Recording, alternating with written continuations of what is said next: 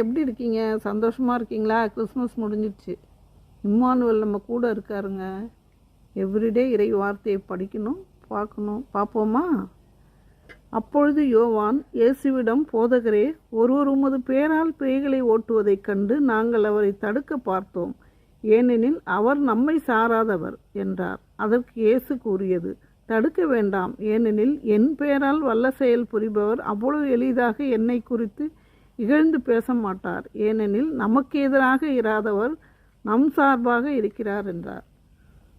யோவான் ஜீசஸ்கிட்ட சொல்கிறாரு, ஆண்டவரே, நாமத்தினால பேய்கள் ஓட்டுறாரு, நற்செயெல்லாம் செய்கிறாரு, அவர் நம்மளை சார்ந்தவர் இல்லை அப்படின்னு சொல்கிறாரு. அப்போ ஜீசஸ் சொல்கிறாரு, என்னுடைய நற்செயல்களை செய்பவர் எல்லாமே என்னை சார்ந்தவர் தான். என்னை சாராதவர் நற்செயல்களை செய்ய முடியாது, நல்ல சிந்தனை இருக்க முடியாதுன்னு சொல்கிறாரு.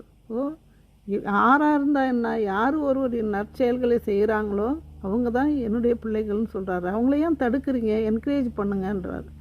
ஸோ நாமும் நம்முடைய வாழ்க்கையில் நல்ல சிந்தனையாக செயல்களை புரிந்து அவருடைய பிள்ளையாக வாழ மன்றாடுவோமா? கண்மலையில் இருந்து எங்களை கண்ணோக்குகின்ற தெய்வமே, எம் இறைவா, எங்கள் அடிமனதில் இன வேறுபாடும் பண வேறுபாடும் பார்த்து பழகுகின்ற மக்களின் தீய எண்ணங்களை வேரோடு பிடுங்கி எறிந்து தூய மனதுடன் வாழவும் அதன் வழியாக இறை ஆசிரை நிறைவாக பெறவும் உம்மை மன்றாடுகிறோம். ஆமேன்.